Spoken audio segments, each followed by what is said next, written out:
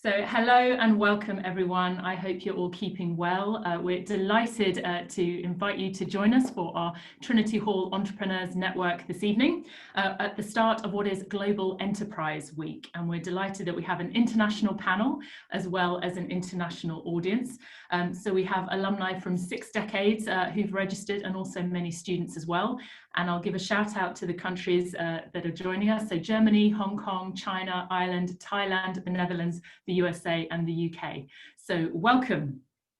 I'd like to say as well a big thank you to all of you who've made a donation alongside this event to support our students. It is hugely appreciated and makes a huge difference. And of course, our Give Together will be launching tomorrow. So thank you for your support. So chairing our event this evening will be Professor Jennifer Howard-Grenville, who's a fellow commoner at Trinity Hall, and also the Diageo Professor of Organisational Studies at the Judge Business School. And we've got 3 of our alumni who are entrepreneurs joining us to discuss entrepreneurship in an online world. So I'll hand it over to Jen. Thank you. Thank you, Shell, and hi everyone. It's great to have you virtually attending and so glad that you could join us. We are going to start with our first of 3 panelists in terms of introducing himself and his company to you. And so I'm just going to turn it over first to Aaron Lee, who will tell us a little bit about his experiences.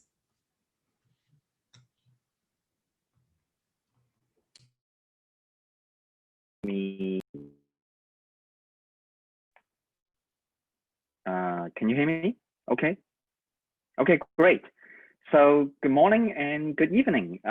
So very excited to be here. So I was matriculated in '93 doing computer science, went to Princeton to get my PhD, came to the Bay Area in year 2000, joined the dot-com bubble party, worked on a bunch of startups, and joined Google in 2004, built a Google video team, and then left Google in 2008 to start my first company called Red Beacon, which was a marketplace to connect homeowners to home improvement professionals. Got acquired by the Home Depot, which is the largest retailer for home improvement. Stayed there for 3 more years as the CTO, left in 2015 and started my second company called Smith AI. And we have over 220 people now.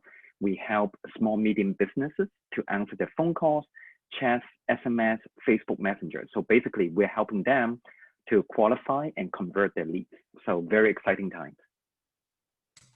Thank you, Aaron. Yeah, we'll hear a lot more about how that's played out for you during the pandemic.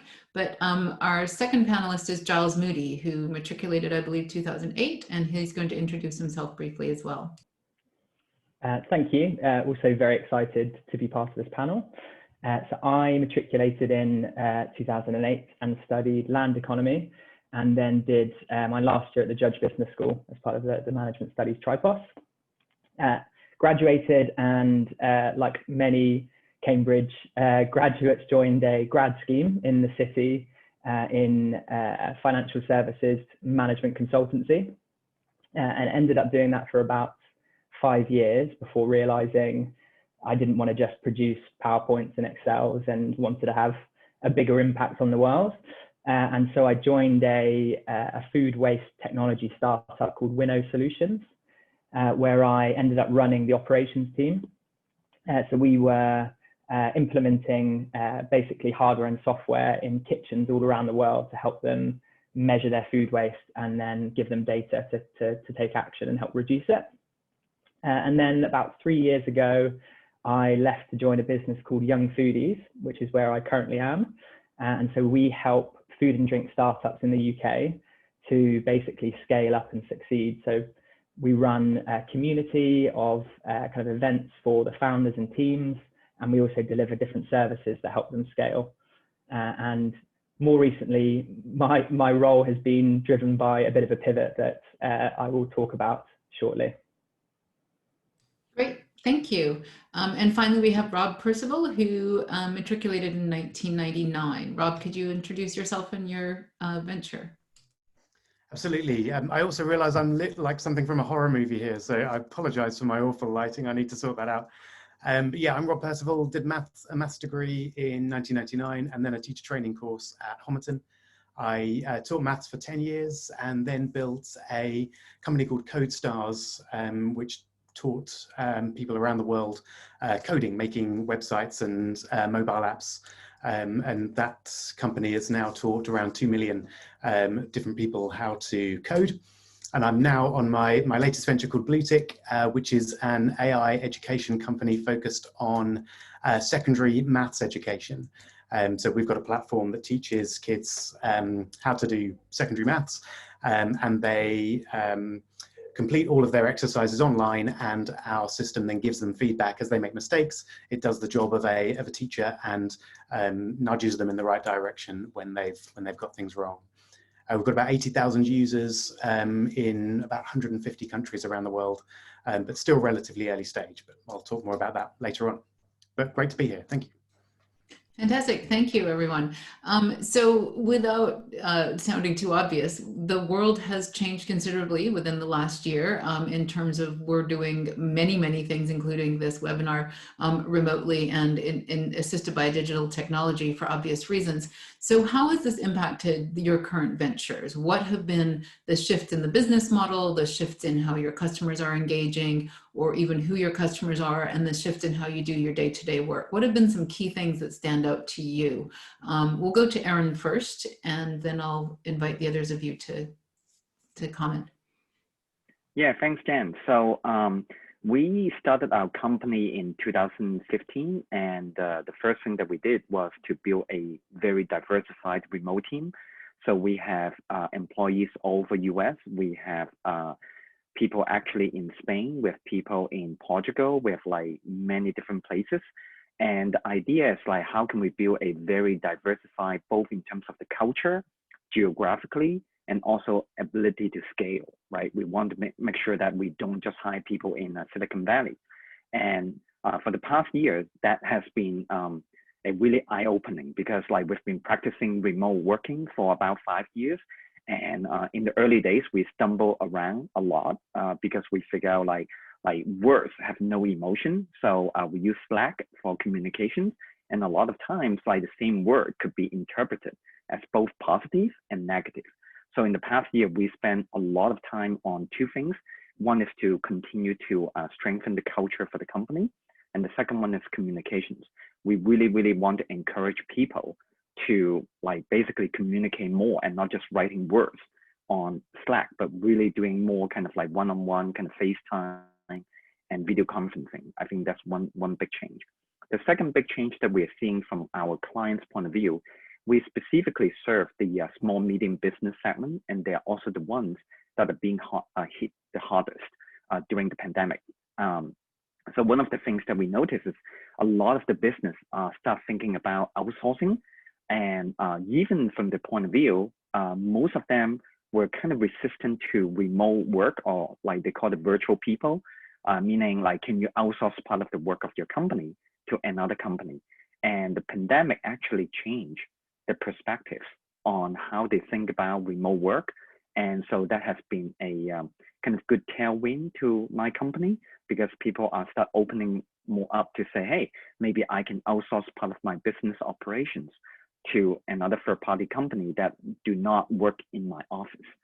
So we're seeing a lot of these changes. We're also seeing people tend to look at their business model in a much closer way by saying, what are the core competency that they wanted to strengthen? What are the things that they really want to do well? And what are the things that they could outsource? So these are the few things that we have seen for the past like 6 months. That's great. So in some ways, it's fascinating that you have actually already had a distributed and remote workforce. So you've learned a lot through the pandemic, but you already had a basis to work on. And as you said, that it's sort of normalized some of these issues for your clients. And so maybe it's accelerated some of the changes that could have been beneficial to your business. So that's an interesting way of looking at it. Giles, how has it changed the work that you're doing? Yes, it's interesting hearing from Aaron and his client base being small businesses, and basically our clients are food and drink startups, and many of them are not profitable. They're kind of investing in growth at this stage, so it hit them really badly, and there's definitely a lot of kind of crisis management at the start. And we had to take a leading role from the community perspective, and kind of bringing entrepreneurs together is a big part of what our business was. And so we were hosting kind of webinars around, how do we prepare for this? What's coming next? How is it going to impact us? And sharing intelligence from what the supermarkets are doing and so on. But also, as Aaron said, there's a lot more focus from those entrepreneurs, and I think leaner business models is something that many people are thinking about.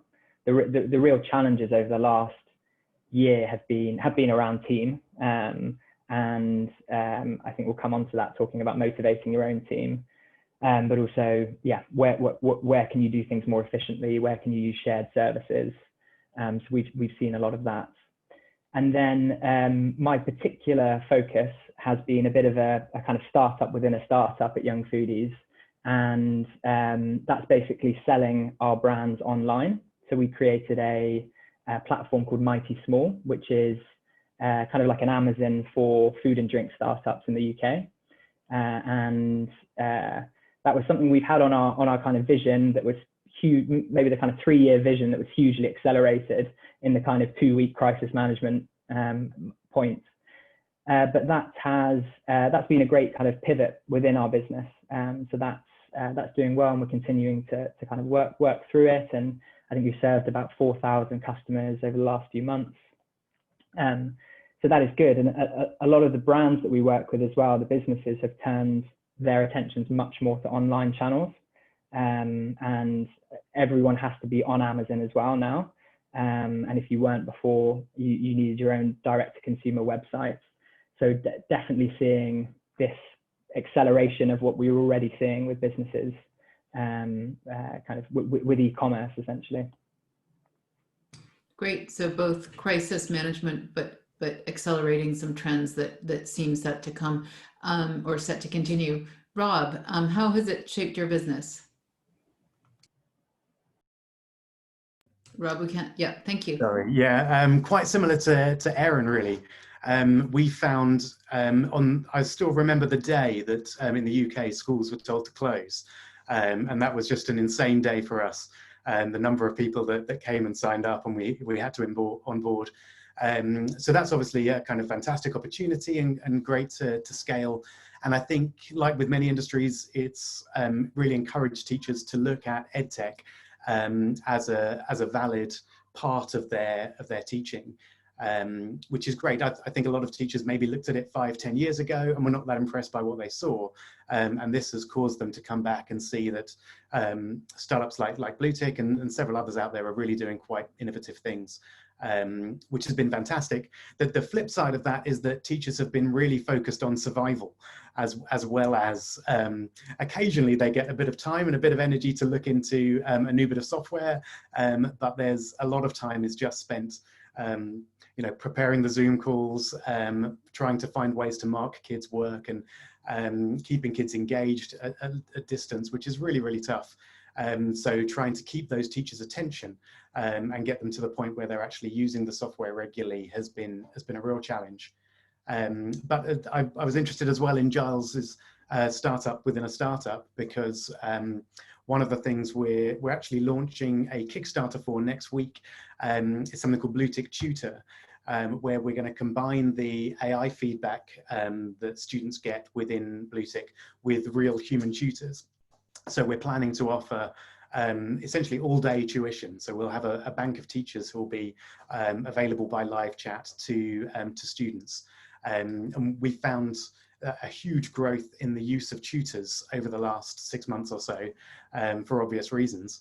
But the vast majority of people in the UK cannot afford a 30, 40, 50 pounds an hour tutoring session. So we want to be able to offer, for around £25 a month, the ability for students to access tutors whenever they want without having to wait for a weekly slot, which we think hopefully will sort of revolutionize the way that kids learn and the way that tutors work, especially. So that's our big new thing that we're launching next week, that hopefully will turn into something. That's great. So, I mean, these are all three clear examples of not only have they sort of accelerated and opened up new opportunities for your businesses, they've also accelerated and changed the comfort level with which people engage with the technologies and with the opportunities. And so we can talk later about whether those are long-term and durable, but it certainly seems like these have been exciting times for you, not just challenging times. Maybe we can flip it around though, because surely there have been some challenges that you've faced in the last several months. What is one thing that stands out to you as a challenge that you might not have anticipated in terms of either pivoting the business or just managing through this pandemic period, which it still is in front of us? I'm going to switch it up and go with Giles first, if that's okay. That's okay. Our biggest challenge has been on the people side. I mean, it's good to hear Aaron and Rob kind of with big kind of remote workforces as well already, but being thrown straight into it, we were all able to use the technology and Slack and Zoom calls. But I think the thing that was most challenging is the personal journeys everyone was going through and the ups and downs we've all felt, and you know, mental health and wellness and worrying about your family. And I think the not being able to check in, having to be more proactive about checking in with people. Like you can't really tell how someone feels after a quick Zoom call necessarily, unless you're really probing. I think one of the challenges we had was we had a team of around 20 people, and you know, some other line managers amongst that. And so it's not only is it kind of top management that has to work out what we're going to do, it's kind of how we're equipping those line managers to be going, like checking in even further. And yeah, that's been the biggest challenge, kind of keeping people connected, keeping them motivated through what has been a tough time for our business. Well, and a tough time for everyone individually, and in quite dramatically different ways that might be hard to discern. So next to Aaron, what's been a challenge for you? Yeah, the biggest challenge I would say is the emotional aspect of the team, because they know that they need to kind of present themselves in a more professional way when they come to work, but at the same time, they could have their loved ones, their cousins, their parents, or even like, you know, the sisters or brothers got sick by the pandemic. So one of the things that we are trying to do is to get people to open up.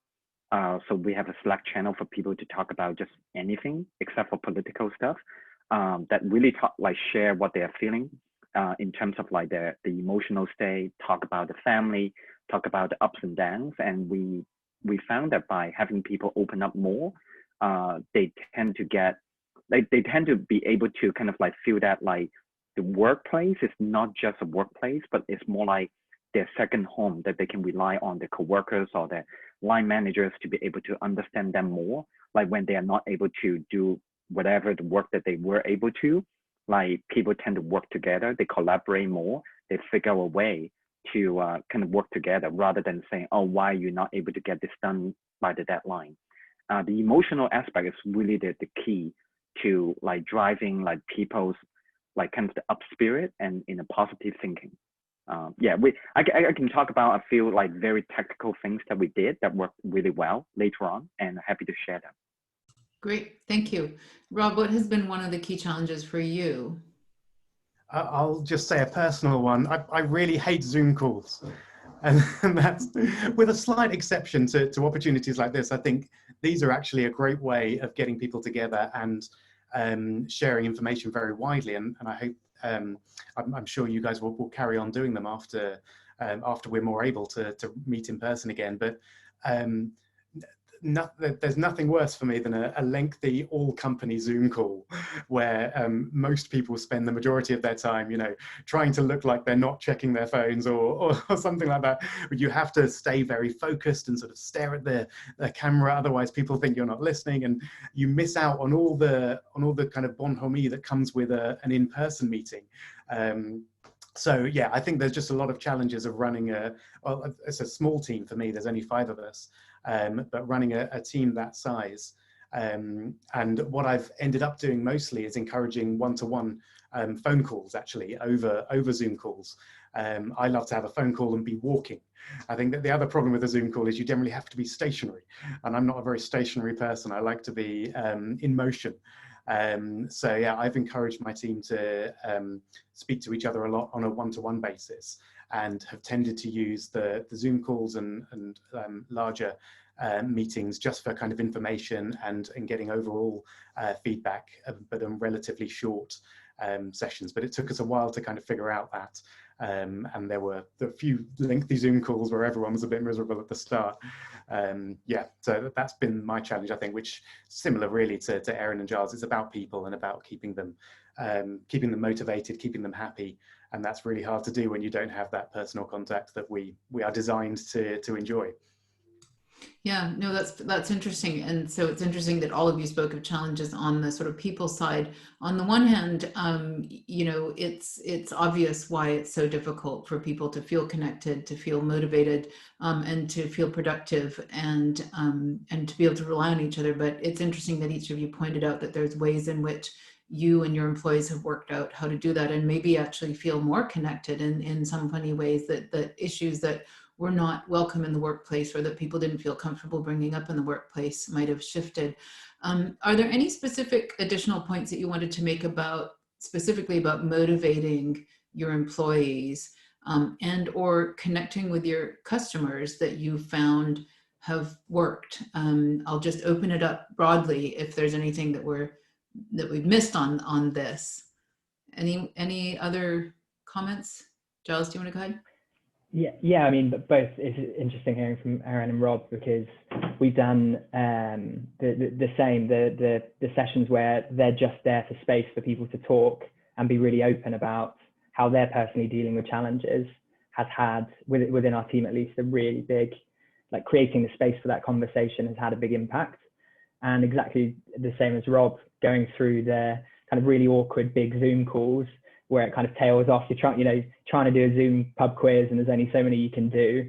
And actually what we found was chunking up into smaller groups of sort of 4 or 5, kind of this size that we are now. You can have a real dialogue and kind of go round without it being too large, basically.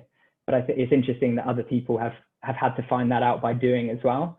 Yeah, so that's I think, and again, having the phone calls, I think, with our clients, picking up the phone to them is a really refreshing way that's not in front of a computer, and it's quite nice to do that. And yeah, you can be out and about. It's a different environment. I guess that's one thing remote work enables, which is the ability to, in some ways, I suppose, move and multitask. In other ways, we can be tied to the screen. Any other points about how you've tackled this motivational piece and just sort of sustaining connection, even with your customer base? Erin, did you want to jump in? Yeah, so I would share 2 things. One is we have a praise channel. So every day we celebrate any small wins. So whenever a customer comes and say, hey, Jen, you did a great job, we share with the entire company, and we tag the person and we just celebrate, right? Everyone say, hey, great job, Jen, like, you rock, right? I mean, any small things that would get to lift up the spirit of the people would be great. So that is what we call the external channel, meaning people praising us. We also have another internal channel, which is like, you want to praise another person, meaning, hey, Giles, like, you went above and beyond, like, you did the training for me that helped me really get up to speed. I really appreciate you. Or Rob, like, I know you don't have to do it on the weekend, but I really appreciate that you did something for me so that I am better prepared for the Monday or the Monday meeting. So we create this kind of like very positive thinking channel. It's like more like a dose of like dopamine. Every day you see something positive, you see something uplifting, you see people appreciate your work. As small as something like, hey, I did just spend 5 minutes, but it makes your life so much easier and so much better. People tend to be very happy and motivated about it. So I think that is a key thing. Another thing that we did is we encourage more like kind of a team activities. Like, for example, like I think a few weeks ago, we had the Halloween. I don't know whether Halloween is celebrated in UK. Probably yes, probably no. But we do a kind of virtual costume contest, right? We have our judge panel. We have people like dressing up as like scary, movie characters or superheroes, and that was a lot of fun. It's really to spice it up, to get the team to be more participated and more involved. So those are great examples of ways that we can keep engaged and keep in touch, even when people aren't seeing each other face to face. So these are things that large companies, ventures of all sizes, really need to take on board right now. I guess one of the other questions I had was, as we increasingly see this as quite a long-term shift, and we do all hope and wish that the pandemic will roll into another phase. The news on vaccines certainly is very positive, but I think compared to the first lockdown period, we've all seen that actually this is lasting much longer. So the question I have is not only for how you're motivating your teams, but also for yourself as individuals. How do you keep resilient? How do you keep up against the fact that there is really ongoing uncertainty? And what do you think is the long run sort of prospect for the things that you're now putting in place in terms of your business plans? And how do you keep going in the face of what really is sort of ongoing uncertainty? So either from an individual point of view or from a sort of company point of view, how do you build a resilient plan, workforce, and in yourselves, individual? Do you want to start, Rob? Yeah, sure. I'll talk more on the personal level, I think, because business-wise, as I say, overall, the pandemic has pushed teachers in particular towards EdTech. So I think the outlook is quite promising for EdTech businesses. But I definitely struggled with the first lockdown and just being at home all the time. I'm not a home guy. I like to get out and spend my day outside the house. So my tip for anyone who's sort of struggling with being stuck at home is to buy stuff that encourages them to do a non-work hobby, ideally one that takes them outside. So for me, I've got into filmmaking over the last few months, which has been something I've sort of looked at, but never really got serious about, and I'm still not that serious about it. But I have brought a drone, which for me was a very exciting purchase. And I've got two young boys as well, age 6 and 9. And so the fact that we've got this drone means that even on a kind of cloudy, slightly miserable day, there's a good reason to go and tromp about a field somewhere, to get out and to do something. And then you get home and you look at what you've recorded, and it's just a really fun, completely unwork related activity. And I've felt that we've spent far less money as a family on travel and restaurants and everything else. So buying yourself something like that will encourage you to do something that you wanted to do for a long time but never quite had the time for, or felt that it was an extra luxury that you didn't need or something like that. I think that would be my big advice. And it's looking like in the UK that, as you say, the vaccine may make things better, but probably we're going to be stuck in our homes one way or the other for quite lengthy periods for some time. So having something that forces you to get out and gets you to have a good time, especially with your family, I think is a real plus. That's great. Who else? Giles, do you want to go next? Yeah, so would agree that finding some sort of simple hobby that gets you in a different environment, if you can go out, is great. I think, I don't know if others experienced this, but certainly in lockdown 1, there was a lot of pressure to do things like make the most of the time.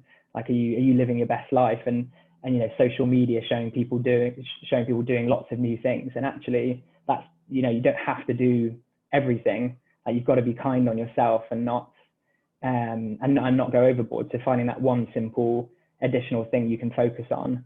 I'm trying to learn Spanish, very, very basic at the moment, but Duolingo is a great app. So it's kind of chipping away at that. And I would say also talking to others about it. I think this, as Aaron said, there's this new channel at work with your colleagues that you're almost more open with them than you might be with friends or your family, and using that as a way to find out what other people are doing and just talking openly about kind of your challenges and sharing ideas. Great, thank you. Aaron, resilience, either individually or as a company. Yeah, so for me, it's really about shutting off from work, meaning on the weekends, I don't really check my work emails. I don't stay on the Slack. and you really want to spend the time with your family and your kids and do stuff like outdoor. I think outdoor, like Rob said, is really important. I think at some point, like people spend more time on Netflix or like playing the Switch games or whatnot, but getting the kids outdoor and really like just run around and like it's really a big help. At the company level, we impose the same policy, meaning unless there's something urgent or the sky is falling, like you don't message people, right? I mean, it's a ripple effect. The moment you post a message, people reply. It's like a ping pong, and you start establishing the culture that, hey, we want you to work on the weekends, and which we absolutely don't. And me and my co-founder, we actually say, hey, do not post message on the public channels unless it's really urgent, right? So we really want people to like shut off their work, like shut down the laptop or whatnot, and just go have fun and enjoy the time with the family. Like you might be interested in baking, you might be making your cake, share that with your coworkers, great. But like don't like really have the time to separate you from work. I know a lot of people start working kind of nonstop because of the remote work, and that is actually really bad. We have seen people that got burned out in the past because we've been there and done that. That was like what I talk about, some of the lessons and the learnings that we did. And in the beginning, people thought, oh, it's just a message, right? But they did not know the moment you send a message, you've got people thinking, they reply, and another person disagree, and that becomes a snowball effect. So I think it's really important to just keep a level head, like turn off your laptop after on the weekends and just go have fun. So that's great advice. And I think for those of you who are very successful entrepreneurs, serial entrepreneurs, or people in a large organization where they have job security, it's fantastic advice. I think one of the things that it might be challenging for people who might have less secure employment or who are just starting out in terms of thinking about a venture that they want to found, there's a really compelling, energy around working nonstop to kind of bring that to fruition. And I suppose in this current environment, with the added uncertainty, that can also add up, and with the added sort of lack of framework that we have from other things that are available to us in more normal times. So what advice would you have for those people who are thinking of starting a venture right now? I mean, what are the special considerations that they should take on? How would you do it? Would you even advise doing it now if one has a choice? So what are the things that you would offer advice to others about? Shall we start with, well, I'll just let you choose if you want to speak up, because that was, and if you don't, oh, Rob's going to go first. Thank you, Rob. I'll go. Sure. So all my businesses have been quite tech focused, like Erin, I think. And when I was thinking about this question, I think if you're considering launching a tech business, then it's a no-brainer at the moment. That there's such opportunities there. So many things. Education is one of them, but there are many others that are moving even more towards tech than they were before this whole thing started. And especially if your business idea latches on to some of those trends that are happening right now, then I think absolutely just start it. But one of the things I've been amazed with my learning about filmmaking is how much there is on YouTube in particular about just how to do all sorts of things, which even 10 years ago you would have had to figure out from a book or something like that. And it's exactly the same with tech. If you're not a coder, if you're not a developer, I'll give you free access to my Udemy courses if you want, and it'll show you how to get it done. But there's loads of ways to do it out there. So just start would be my advice, especially if you've got time on your hands. Then spend it learning how to build a website or how to make an app, and just get your idea out there, see what people think about it, and then grow it as a gradual kind of snowball thing. You don't need funding. You don't need to wait for the perfect website and the perfect co-founder. If you've got an idea, then just go out there and make it happen, especially if it's to do with tech, because you need to put so little money into that to make something happen. That's great. And there is a lot of evidence that many of the large companies that started out in economic downturns. And so there is a huge argument to be made for just get started while the opportunity is there. What would you add? Giles, do you have something to add about advice to people starting out with a venture now? Yeah, I mean, I would echo what Rob said. I think, yeah, awesome opportunity as things are disrupted and businesses are looking at partnering with different and new businesses. And there's, especially if it's a tech business. I would also say, as I've not founded a business myself, I would say that there are loads of scaling startups now that would be amazing places to join as well. And I think if you're not sure what you want to do, then starting kind of looking at it thematically, like what are the themes you want to get behind, and an area that you're passionate about if you're not sure about what you want to do, and find businesses that have a strong purpose and mission in that area. And no doubt there'll be great places to join and learn, and then learn from trade and learn from other people. So I think looking at it from that perspective, and if you do want to start something, as Rob said, like there's never a better time, really. Great. Aaron, what would you like to add? Yeah, so I would say there's a pretty big shift in at least on the US like startup or economy. A few years ago, there was a gig economy, meaning you could be an Uber driver. You can be the one that basically like work whenever you want, and like however, like you can work 7 days a week, you can work 5 days a week. But still, in the gig economy, you're still working for someone, right? I mean, you are part of the Uber or Lyft or what ride sharing program that you're in. But in the past, I would say 6 to 9 months, there's a new wave called the passion economy, meaning people who have very strong passion in a particular subject, could be a niche, that they could have 1,000 true fans that would say, hey, I would love to learn how to bake, cupcakes, right? Or a specific kind of cupcakes. And you can actually start with the community. You can actually test your idea. And I'm not talking about like everyone needs to think about a $1 billion company, right? There's so many good ideas that could be $1 million idea, it could be multi-million dollars idea. And that would be great for a team of 1 or 2 or 3. And so like, there's no better time than starting when you say, hey, I'm so passionate about one thing and I'm happy to teach, I'm happy to talk to people. So that's number 1. Number 2, I would say people always equate the work or the hours that they work to the output or the productivity, which is actually completely wrong. The best way to guarantee or to increase or to maximize your chance of success is to connect with your audience. Most people, they fail not because they don't have enough money or they don't have enough people, but they did not talk to the audience enough. So I would say like this time is actually the best way to really talk to your audience and say, hey, I have this idea. What do you think? Like, would you be interested?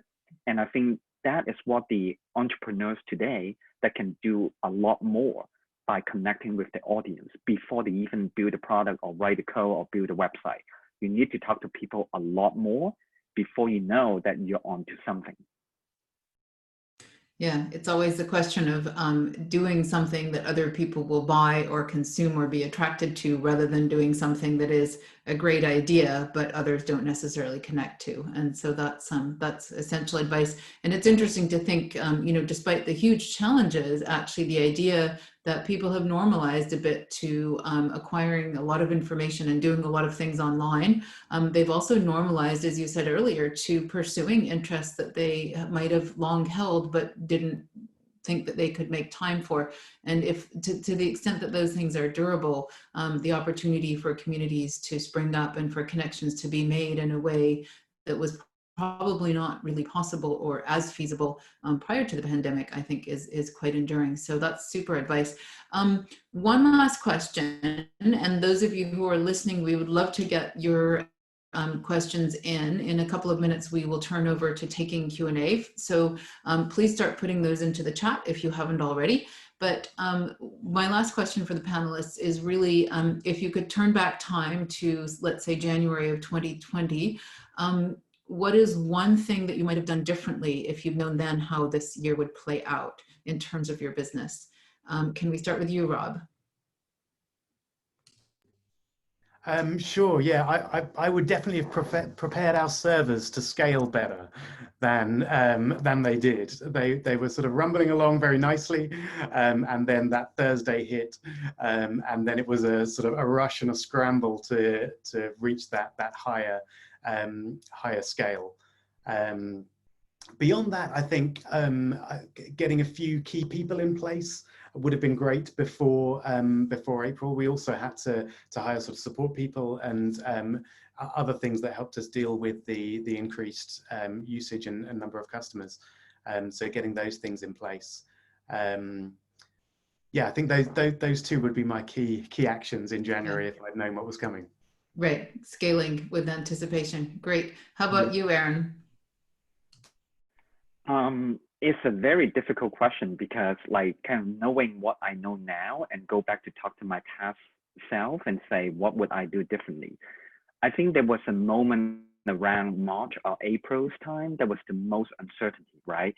I mean, the VC market was not sure what is going to happen.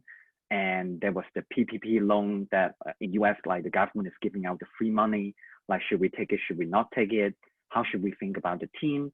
Do we like stay conservative and not expand, or should we kind of grow the market and take like the business from our competitors? I would say if I were to go back to January, I would invest in more on the team, on the emotional aspect, like getting them to better prepared for the pandemic. I think we're always kind of reactionary, meaning like things are not working, we go rush and we try 5 different things and see what sticks. And I would have better done that part for the team morale and kind of the emotional, the personal aspect of the team. Because once you fix the team, then the rest will fix itself. But if you don't have a good team, or the morale is low, or they worry about the family, they worry about their job, then you're not going to be able to execute. So that would be the one thing that I would focus on.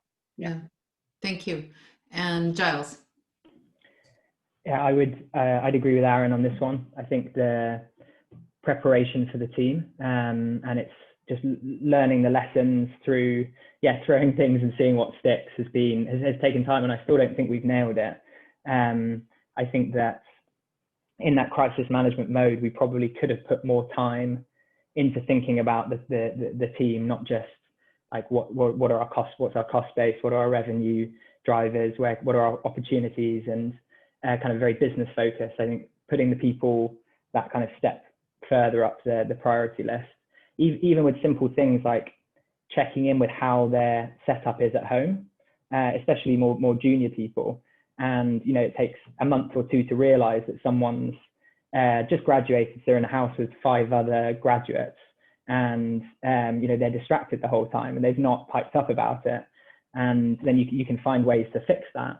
But I think that readiness of every individual, having those open forums earlier as well about talking about dealing with these things, not trying to approach it as necessarily the leaders just saying that we're going to be resilient, this is what we're going to do. It's been so important for the team to actually bring things up, and so probably doing that earlier, sort of team lessons. That's great. Thank you. Well, I mean, none of us did actually have the crystal ball. And so actually sort of being agile and flexible and learning and adjusting is a key part of as you know, being an entrepreneur. And so I think that you've all done an amazing job over the course of the year. And I think one of the lessons that I'm getting from this is the fact that no matter what your business, and if it's, AI and tech and food and all of the above, it is actually the people, and that sounds cliched, but I think one of the things that the pandemic has shown us is that the ability to sort of tap into where your employees and where your team is at isn't just about where they're at when they show up in a workplace. It's actually where they're at in their lives, in their whole lives. And I think for all businesses, that actually will be a very important lesson, that people all have things that they're dealing with, but they're very different and they're very unique to their circumstances potentially, and ways that you can rapidly learn about and tune to those and put in place as the systems that you put and the supports that you put, I think will stand all of us well in the long run. So do we have questions that have come up? I'm going to turn back to Rachelle or Emma, because I think you might have insight into that. We do. So a couple of questions have come in. The first one for Aaron. It says, we're soon about to start raising funding. When you started Red Beacon and Smith, what was your experience of raising funding? What is it like raising VC funding? Yeah, happy to answer that. My experience is probably not the norm because my first startup was started at in the month of 2008, September. That was the month of the financial crisis, Lehman Brothers, the whole financial meltdown. We end up like basically stay dormant for 1 year. We bootstrap the company. We focus on getting customers, like to kind of like show our traction. So it took us like more like a year to get to the fundraising part. And for Smith, we did a similar thing. We bootstrapped the company. We generated the revenue from day one. And by the time we talk to the VC, we already can show them, look, I mean, we're on the rocket path. We're showing you that we have money coming in. We're not those like kind of pre-revenue company. Now, if your product is able to get you the revenue from day one, there's no better way because the VC can disagree with your idea. They cannot disagree with your traction and your revenue. So that's one thing that I would say, like focus on building, I call the traction and the social proof if you are thinking about going to fundraising. Another advice that I would say is like, if you are able to talk to a few people that are in your close network so that like you can kind of get the advice. So there's a famous saying called like, you ask for advice, you get the money. You ask for money, you get advice. So go ask for advice and see what they say and say, look, I'm not asking for money. I just want to hear from your perspective. What do you think about my business? What do you think about our team? Like, are you bullish on what we're doing? Are you not bullish? What are the things that would stop you from like kind of like, oh, I'm a little bit concerned about your idea or your startup? Get people to give you the honest feedback. Most of the time when you go fundraising, the VC do not want to tell you the truth because they don't want to shut the door. They always say, hey, Giles, you're great, you're awesome. Like, why don't you come back in 3 months? So that is a soft no, but you never, like the key is not to get a soft no. The key is like, hey, you're not comfortable. Can you tell me why?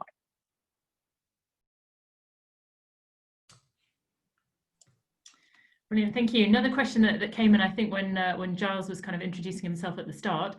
What do you find to be the most effective channel or method of B2B marketing? Digital marketing, LinkedIn, or still word of mouth? I think that for us at Young Foodies, we were, it comes back to actually something that Aaron said, which is around building a community and the kind of groups that you're supporting.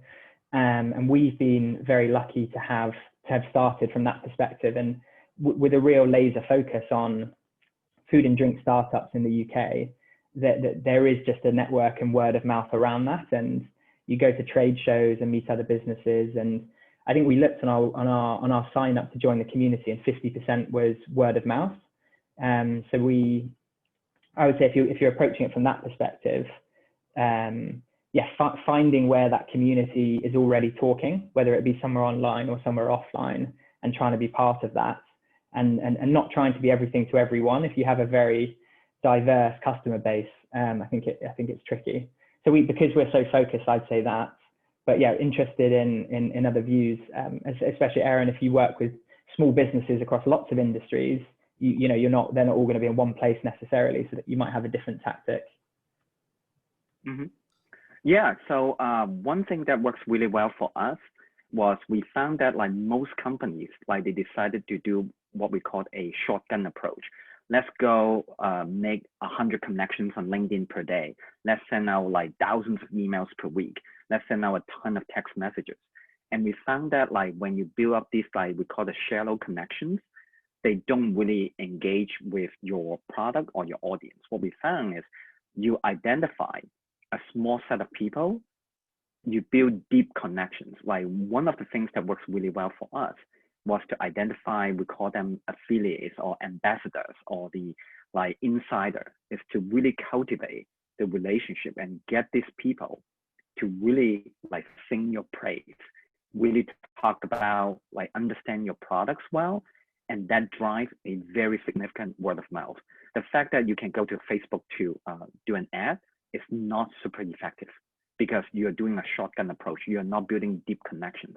On top of that, if you look at the other side of the table, people are getting or bombarded with so many messages every day, and they will just subconsciously ignore them or archive them or block them. But if you already build up a very deep connection and long-term relationship, these would be the people that would talk to you. These would be the people that would like go to their community and talk about like your product and your company.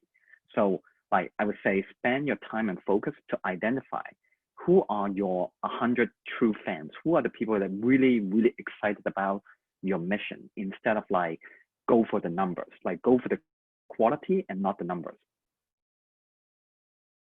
Thanks. What else do we have, Shell, from the chat?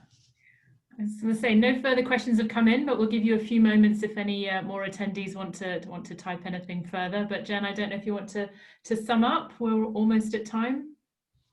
Yeah, we are. And so, well, first of all, thank you for your candor and openness about your journeys over this year.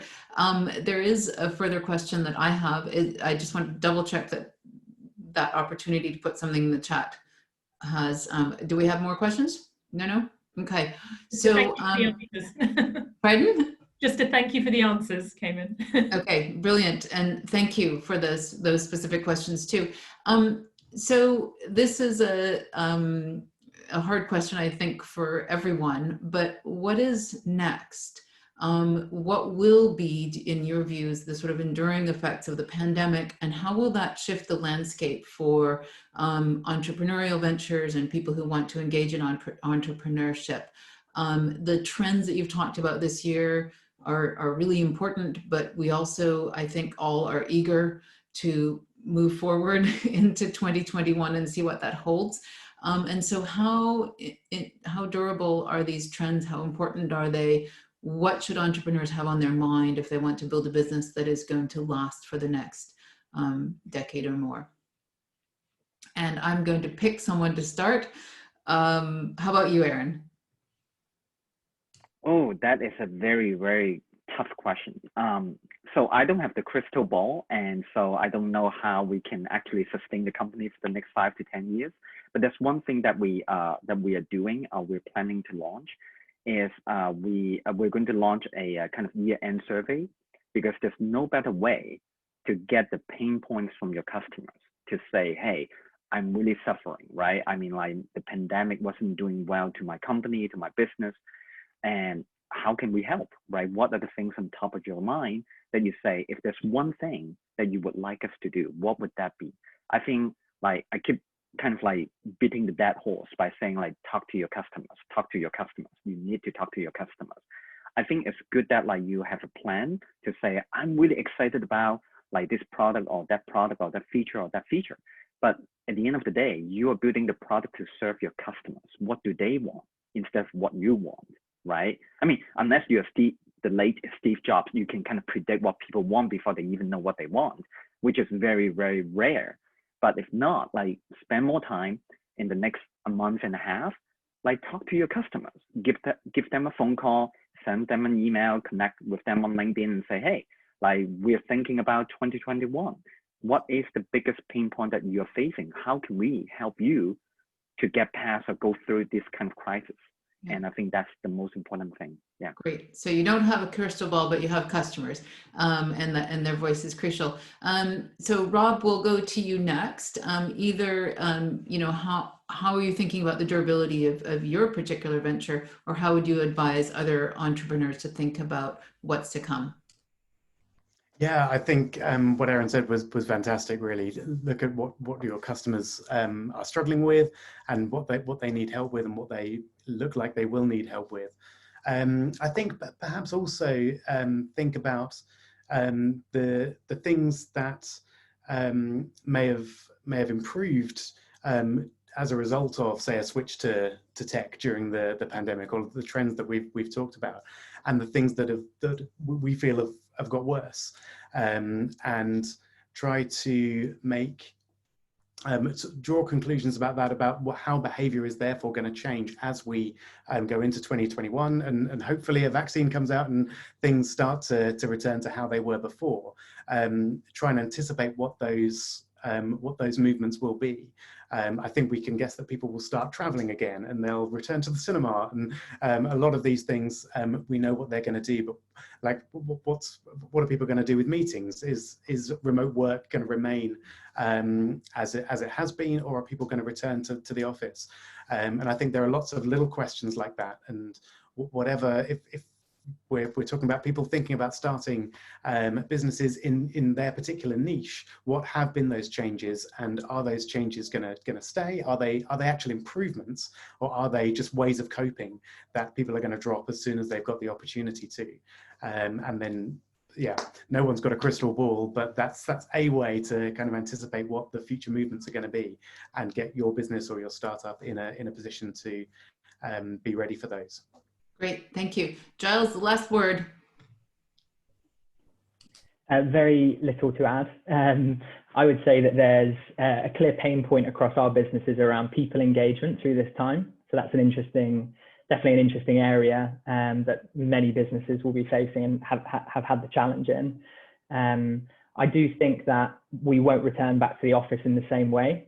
I think that there's going to be a level of flexibility needed, whether it's kind of in 2 days or 3 days. There will be a mix across businesses or within a business. And yeah, it's that crystal ball. It's kind of how can you look at the indicators of what is going to stick as a trend and what is going to be a flash in the pan. You know, stockpiling in supermarkets was a real flash, and that's not really stuck, but shopping online has been sustained. And you know, so that might be something that's sticking. People doing more home fitness is something that it looks like is sticking as well. So yeah, whatever your focus is that you want to look into, is that's the question, isn't it? What's gonna stay around? What's a positive change? And try and fashion that crystal ball. Yeah, fantastic. That's great advice. And I think also what you've alerted us to is not only ventures, but established companies. They're all looking at these issues of employee well-being. We're looking at the well-being of the planet. There's a lot of opportunity, as you've said earlier, to sort of combine people's interests and passions and values, and think through how those are reshaping how they've experienced this year, how they're spending their time, and their comfort with, as we said at the beginning, digitalization and remote work, and how are those going to come together and shape the next several years and decades. None of us know for sure, but I think it will be exciting to watch. Thank you so much, all of you, for sharing your wisdom, your advice, your experience, for speaking so honestly to the challenges and opportunities that you've had over this year. We wish you all the very best with navigating through the rest of this pandemic and the opportunities to come. So thank you so much. Wonderful. Thank you, Jen, for sharing. Thank you to our alumni panel as well, and to everyone at home for watching. So we've kicked off Global Enterprise Week, but this week is also a week that we're marking 670 years since the King confirmed the foundation of the college. So it's also a very important week historically, and we've got our quiz on Thursday the 19th at 8 o'clock. So I hope you'll be able to join us then. But in the meantime, thank you to you all for watching, and a huge thank you to our panel, to Erin, to Rob, to Giles, and to Jen. Thank you so much. Hopefully see you again soon. Take care. Bye-bye. Hey, Thanks, everyone. thank you. Thank you so much. Bye. Bye. Bye.